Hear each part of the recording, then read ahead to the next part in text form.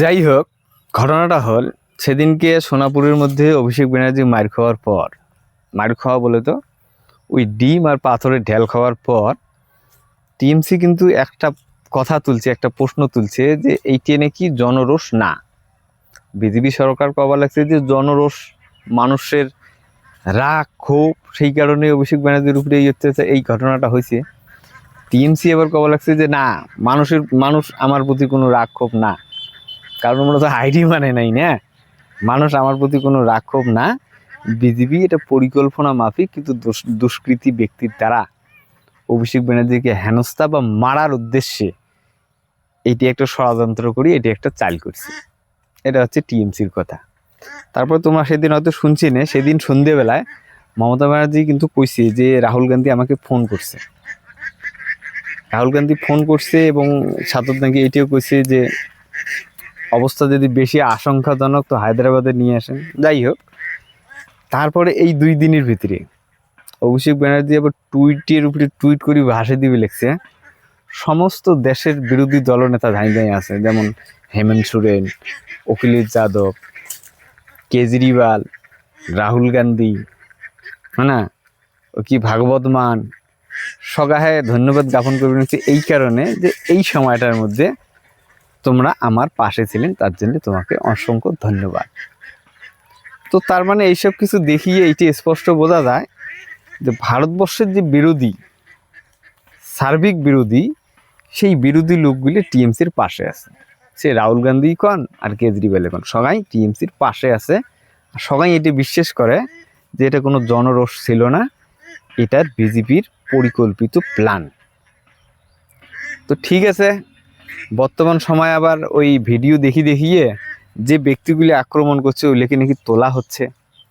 তো ওইগুলো তোলার পরে ওনার কি স্টেটমেন্ট আসে, ওনার কেন আক্রমণ করছে, তার থেকে এই ব্যাপারটা ক্লিয়ার হবে যে এটি কি পরিকল্পিত প্ল্যানিং ছিল না সত্যিকারের জনরোষ ছিল।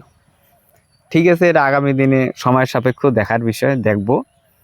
তবে 2-1 ভিতরে মমতা ব্যানার্জি একটা সভা করবে আর কি, হয়তো বা পদযাত্রা হবে।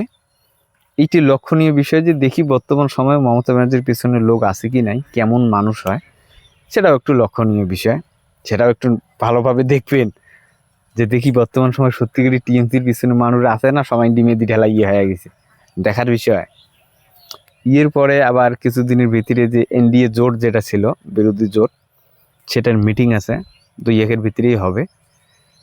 তো সেটাও দেখার বিষয় যে আমরা ওই মিটিংয়ে কী সিদ্ধান্ত নেয়। ভারতবর্ষ তথা পশ্চিমবঙ্গ বর্তমান উত্তপ্ত, যে সমস্ত মানুষ গরু পালন করছে ওমরাও ক্ষতির সম্মুখী, হোকাররা ক্ষতির সম্মুখী, কিছু বৈধ মানুষের নাম ভোটার লিস্ট থেকে কাটি দেওয়া হয়েছে, এমরাও অসন্তুষ্ট, রাস্তার মধ্যে আছে।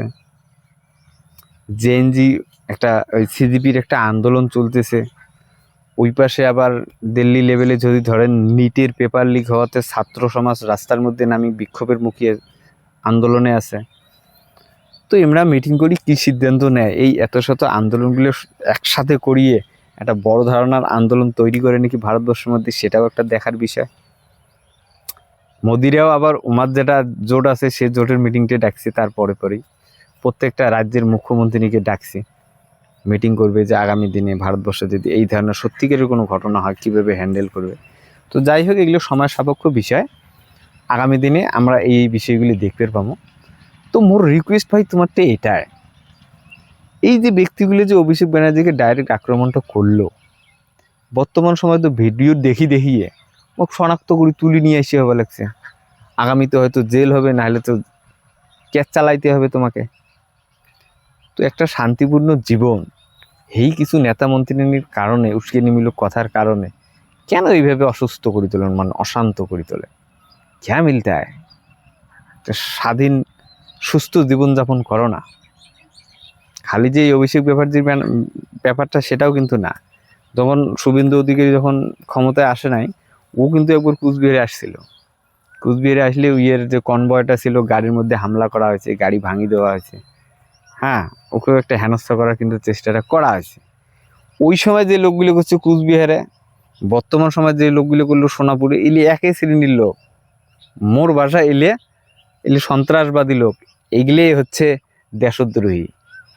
এরাই এমাকে ধরি ধরি কঠিন শাস্তি দেওয়া লাগে, যাতে আগামী দিনে সাধারণ মানুষ এমাক দেখি শিখতে পায় যে না, এই ধরনের কাজ নেতা মন্ত্রী হওয়ার কথায় বা উস্কানিমূলক কথায় এই ধরনের কাজ করাটা ঠিক না, এটা আইনত অপরাধ। ঠিক আছে, ধন্যবাদ, ভালো থাকবেন। আর কোনো ধরনের হিংসের মধ্যে নিজেকে জড়াবেন না। আর যদি এত দূর রাতে শুনছেন মোর ভিডিও খান, তো দয়া করি সাবস্ক্রাইবটা করে দেন। আগামী দিনে আসি, তোমার সাথে দেখা হবে, কথা হবে। ঠিক আছে, ধন্যবাদ।